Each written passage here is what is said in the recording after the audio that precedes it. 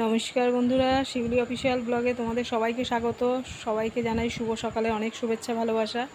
তো সকালে উঠেই আমি সমস্ত কাজ সেরে বিছানা তুলে তারপরে ওদিকে মিষ্টি গেছে পড়তে, ওর বাবা নিয়ে গেছে। তো সকালে উঠেই তো আমাদের ঘরের বউদের সংসারের কাজেই লেগে পড়তে হয়, তাছাড়া আর কিছুই নেই। সকাল দিয়ে শুধু কাজ আর কাজ, আর সারাদিন কাজ করতে করতে দিনটা চলে যায়। তো একটানা কাজ করতেও আর ভালো লাগে না। কোথাও যে একটু ঘুরতে যাব তাও কপালে না থাকলে যা হয়। তো আমি সকালে উঠে বাসন মেজে ঘর ঝাড় দিয়ে আগে তো চাটা করে নিয়েছি, তারপরে ডাল সেদ্ধ করতে দিয়েছি, আর এদিকে ভাত একবার বসিয়ে ফুটে গেছিলো, আবার জল দিয়ে আবার নামিয়ে নেব। তো এদিকে আমি 3 পিস বেগুন কেটে ভেজে নিলাম, আলু সেদ্ধ করেছি, আর মটর ডাল করছি। তো এই দিয়েই সকালে খাওয়াটা হয়ে যাবে। তিনজন খাবে, আমি তো সকালে ভাত খাই না, তো সেই জন্য 3 জনের জন্যই করেছি। আর এদিকে মিষ্টু প্রত্যেক দিন ওকে বলা হয় যে বইগুলো ঠিক করে গুছিয়ে রাখ, ও কিছুতেই শোনে না। ও পড়াশোনা করে এসেই কোনো রকম বইটা ছুঁড়ে ফেলেই খেলতে লেগে যায়। তো আমি এটা এখন একটু গুছিয়ে নেব, কারণ ও এখন নেই। না থাকলেই গোছানো যায়, ও না থাকলেই কাজটা করা যায়, নাহলে কোনো কাজ করতে দেয় না। আর কি রান্না করব সকাল থেকে ঠিক নেই। তো ওর বাবাকে বললাম তাহলে কি করব, মাছ তো নেই। তো বলল তাহলে ডিমের ঝোল করো। তো আমি এখন ভাবছি 4টে ডিম সেদ্ধ বসিয়ে দেবো, তারপরে ডিমের ঝোলটা করব, আর কোনো কিছু করব না। তার জন্য আলুও কেটে নিতে হবে। ডিমগুলো আমি একটু ধুয়ে তারপরে সেদ্ধ দেব। তো ডিম সেদ্ধ হয়ে গেছে, আর এদিকে আমি ডিমটা কিছুক্ষণ ঠান্ডা জলে রেখে দিয়েছিলাম যাতে খোলাগুলো ভালোভাবে ওঠে।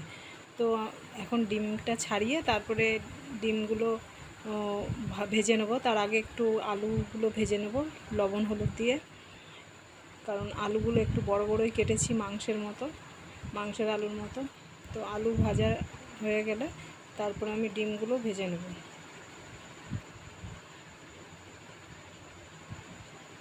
তো আর এই দুটো পেঁয়াজ দিয়ে একটু ঘষে নেব। পেঁয়াজ ঘষে নিলে ডিমের ঝোলটা বেশ ঘন হয়, ভালোও লাগে। তো আলু ভাজা হয়ে গেছে, আমি এখন আলুগুলো তুলে তারপরে ডিমগুলো ভেজে তারপরে ওই মশলা কষিয়ে নিচ্ছি। তেলে গোটা জিরা তেজপাতা দিয়েছি, আর পেঁয়াজ ঘষে দিয়েছি তেলে, তারপরে আদা রসুনটা দিয়েছি। তো এদিকে আমি ধনে গুঁড়ো জিরে গুঁড়ো এগুলোও দিয়ে দিলাম একবারে। তো একটু কাশ্মীরি লঙ্কার গুঁড়ো ওর বাবাকে বললাম আনতে, বলে কাশ্মীরি লঙ্কার গুঁড়ো দিতে হবে না, এমনিই করো, তরকারি এমনি সাদা হোক। যাই হোক, আলু আর ডিম একসাথে আবার দিয়ে একটু কষিয়ে নেব, নিয়ে জল ঢেলে দেবো। তো ডিমের ঝোলই করছি, আর কোনো কিছু করব না, এই দিয়েই খাওয়া হয়ে যাবে। ডিমের ঝোল একটা তরকারি হলে যথেষ্ট।